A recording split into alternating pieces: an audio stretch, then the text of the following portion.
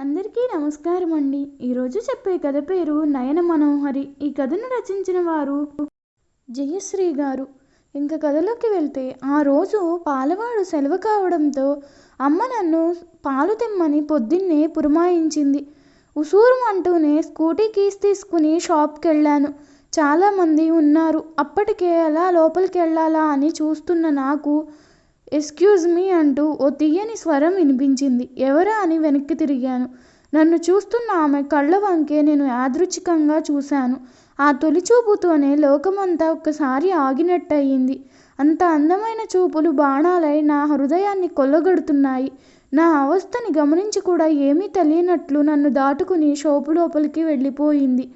నేను తేరుకుని లోపలికి వెళ్లేలోపు అంతమంది జనంలో తనని పోల్చలేకపోయాను. మాస్క్ వేసుకుని ఉండడం వల్ల మొహం కూడా చూడలేదు.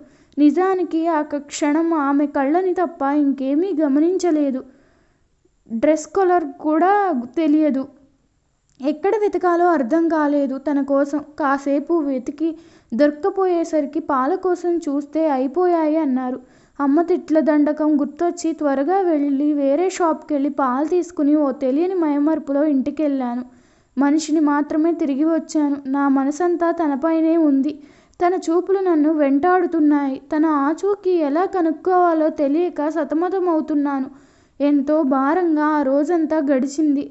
ఆఫీస్ పని మీద కూడా ధ్యాస పెట్టలేకపోయాను. మొదటి రోజు అలారం పెట్టుకుని అమ్మ పాలకెళ్తున్నా అంటూ అమ్మ ఈరోజు పాలు వచ్చాయని చెప్పినా వినిపించుకోకుండా నిన్నటి టైంకే అదే షాప్కి వెళ్ళాను. మళ్ళీ అంతమందే జనం. ఈసారి బయట నుంచుని చూస్తున్నాను. ఎంతకీ రాలేదు తను. నా మనసులో ఏదో తెలియని బాధ, నిరాశలతో నెలల చూపులు చూస్తున్నాయి. ఇంతలో ఎక్స్క్యూజ్ మీ అంటూ ఓ మేఘ గొంతుక. పరధ్యానంలో తలెత్తి చూశాను. అటూ ఇటుగా నా వయసున్న అబ్బాయి. నా స్కూటీ తన స్కూటీకి అడ్డుగా ఉండడంతో జరుగుపమ్మని అడుగుతున్నాడు. సరే అని తీసేలోపు పాల ప్యాకెట్లతో ఆ అమ్మాయి ఆ అబ్బాయి దగ్గరికి వచ్చింది. నా గుండె ఒకసారిగా లయ తప్పింది. కానీ మరుక్షణమే ముచ్చెమటలు పట్టాయి. ఆ అబ్బాయి ఎవరా అని. ఆమె కళ్ళు నవ్వుతున్నాయి. నాకు తెలుస్తోంది, నన్నే గమనిస్తూ. అన్నయ్య వెళ్దామా అంది. నా మొహంలో విప్పారిన సంతోషానికి నాట్యమాడుతున్న ఆమె కళ్ళే నిదర్శనం. ఓ మాయాలోకంలో ప్రేమ గగనంలో విహరిస్తూ ఇంటికెళ్ళాను. అమ్మ రుసరుసలాడుతోంది. ఒక్క పని సరిగ్గా చెయ్యవని, నిన్న తెచ్చిన పాలు విరిగిపోయాయని, ఇవాళ పాలొచ్చినా బయటికెళ్ళి మళ్ళీ నిన్నటి పాలే ఎందుకు తెచ్చావని ఒకటే అరుస్తోంది. మా నాన్నగారు ఎంతో ముచ్చటగా చూస్తుంటారు ఇలాంటి సన్నివేశాలన్నీ. ఎందుకంటే ఆయన వంతు తప్పినందుకు. మా నాన్నకు ఫ్లయింగ్ కిస్ ఇచ్చి మా అమ్మకు ఐ లవ్ యూ చెప్పి నా రూంలోకి వెళ్ళిపోయాను. మనసంతా గాల్లో తేలుతున్నట్లుంది. మళ్ళీ ఎప్పుడు తెల్లవారుతుందా, తనని మళ్ళీ ఎప్పుడు చూస్తానా నిమిషాలు లెక్క పెట్టుకుంటున్నాను. పొద్దున్నే అదే షాపుకి వెళ్ళి తనని చూడడం నాకు దినచర్య అయిపోయింది. రోజు మొత్తంలో నేను జీవించింది ఆ కొద్ది క్షణాలే అన్నట్టుండేది. రోజు తను మాస్క్నే వచ్చేది. తన అన్నయ్యే తెచ్చేవాడు. వాళ్ళ ఇంట్లో చాలా స్ట్రిక్ట్ అని అర్థమయ్యింది. బండి నెంబర్ నోట్ చేసుకున్నాను. కానీ తనతో ఒక్కసారి కూడా మాట్లాడకుండా ఇల్లు వెతుక్కుంటా వెళ్తే తనకే ఇబ్బంది వస్తుందని ఊరుకుండిపోయాను. ఎలా అయినా ఆ రోజు మాట్లాడదామని నిశ్చయించుకుని వెళ్ళాను. కానీ తను రాలేదు. వారం రోజులైంది రాలేదు. నా ప్రాణం ఎవరో తీసుకెళ్ళినట్లయింది.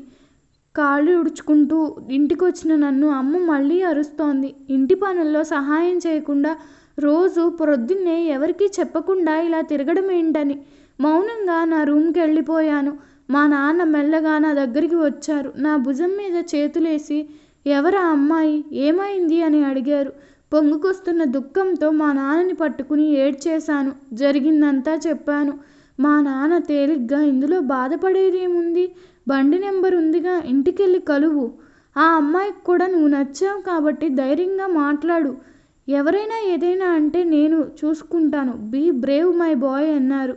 నానిచ్చిన ధైర్యంతో అడ్రస్ కొనుక్కుని ఎంతో ఆశతో తన ఇంటికి వెళ్ళాను. ఇల్లు తాళం వేసింది. నా గుండె జారిపోతోంది.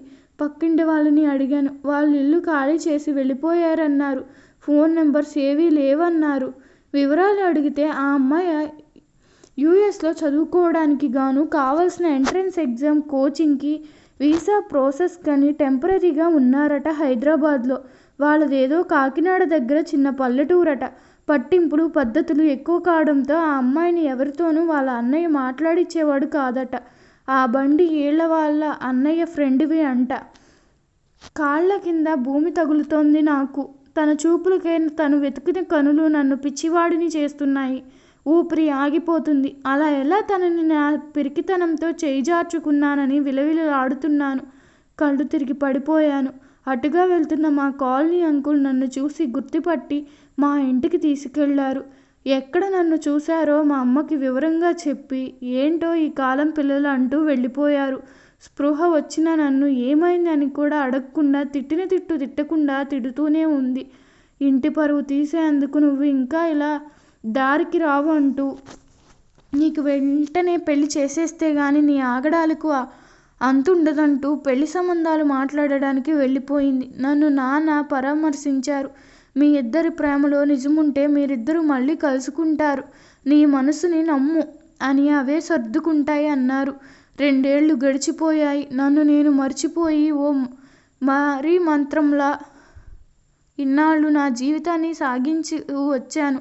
తాను మిగిల్చి వెళ్ళిన ఆ కొన్ని మధుర జ్ఞాపకాలనే నా ఊపిరి చేసుకుని బ్రతుకుతున్నాను. ఎప్పటికైనా తను వస్తోందని ఇప్పటికీ ఆ షాప్కి వెళ్తూ ఉంటాను. మా కనుల భాషలను గుర్తు చేసుకుంటూ మా అమ్మ విశ్వ ప్రయత్నాలు చేసింది నాకు పెళ్లి చేయాలని. కానీ అన్నీ మొండిగా తప్పించాను.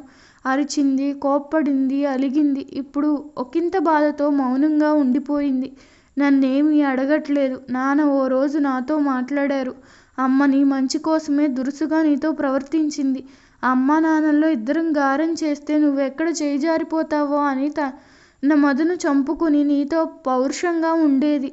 తనేం బోటు చేసిందో తెలియక నీ ప్రవర్తనతో తనలో తానే కుమిలిపోతోంది. ఇంకా అమ్మని బాధ పెట్టడం సబబు కాదు. కొన్ని ప్రేమలు మధుర జ్ఞాపకాల్లాగా మిగిలిపోతాయి. మనం వాటిని పట్టుకుని ఆగిపోకూడదు. ఏమో నీకు కావలసిన అమ్మాయే నీకు పెళ్లి చూపుల్లో ఎదురవ్వచ్చేమో ఆలోచించు. అమ్మ కోసం పెళ్లి చూపుల వరకు రా. ఇది నా ఆశ కూడా. ఒక్కగానొక్క అబ్బాయివి. నీ సంతోషమే మేము కోరుకునేది. అర్థం చేసుకో అని పెళ్లికూతురు ఫోటో డీటెయిల్స్ అక్కడ పెట్టేసి వెళ్ళిపోయారు నాన్న. నాకు అవి చూడడానికి కూడా మనస్కరించలేదు. 2 రోజుల తర్వాత ఎంతో మదనపడి అమ్మ దగ్గరికి వెళ్ళి పెళ్లి చూపులకు వస్తానన్నాను. అప్పుడు నేను అమ్మ కళ్ళలో చూసిన మెరుపు నేను ఇదివరకెప్పుడూ చూడలేదు. అమ్మ నన్ను హత్తుకుని నీకంత మంచే జరుగుతుంది. పెళ్లి వాళ్ళతో మాట్లాడడానికి పరుగులు తీసింది. మా నాన్న గుడ్ అన్నట్టు నా భుజం తట్టారు. పెళ్లి చూపులు రోజు రానే వచ్చింది. ఏమాత్రం ఇష్టం లేకపోయినా గుండెల నిండా విరహ బాధని మోస్తూ నిర్జీవంగా బయలుదేరాను. అమ్మ నా దిగులు నిగమనాన్నిస్తూ ఉంది. తెచ్చిపెట్టుకున్న నవ్వుతోనే హడావిడి చేస్తోంది. అమ్మాయి గుణాలు, అందం వివరిస్తూ నాన్న మౌనంగానే ఉన్నారు. పెళ్లివారింటికి వెళ్ళాము. చాలా పెద్ద ఇల్లు, డూప్లెక్స్ హౌస్. కింద హాల్లో కూర్చున్నాము అందరం. కుశల ప్రశ్నలయ్యాక అమ్మాయిని పిలిచారు. మీద మెట్ల మీద నుండి వస్తోంది తాను. నాన్న అమ్మాయి వస్తోంది చూడరా అన్నారు. నా వల్ల కావట్లేదు నాన్న సారి గిల్లారు.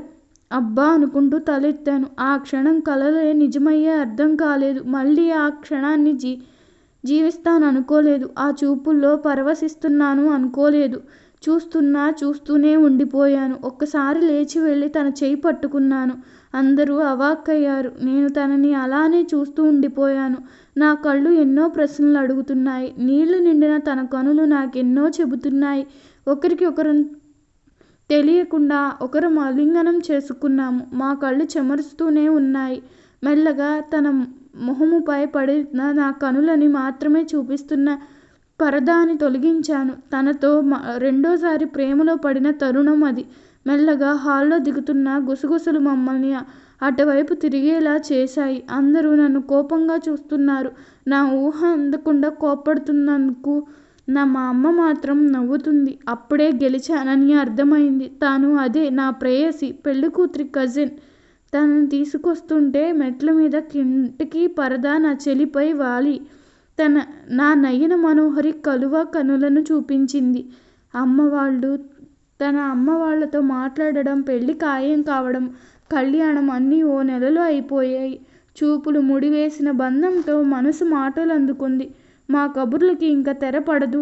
మీ అందరికీ సెలవు మరి. ఈ కథ మీకు నచ్చినట్లయితే నా ఛానల్ను సబ్స్క్రైబ్ చేసుకోండి. అలాగే మీ అభిప్రాయాన్ని కామెంట్ రూపంలో తెలపండి. ధన్యవాదములు.